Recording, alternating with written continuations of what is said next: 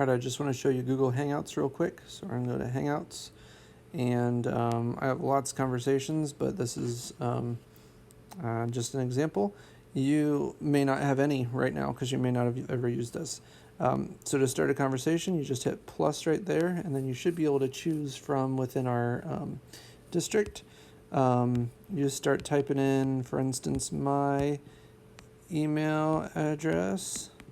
Okay, and the one you're going to want is Andrew_Wilkins at nobl.k12.in.us. Obviously, this is showing up for me, but that's because it's a really old address that I still have in my contacts for myself. So you want the one that's like yours at noble.k12.in.us. And then you can start a conversation with me. It's pretty simple. You can also do that with your peers.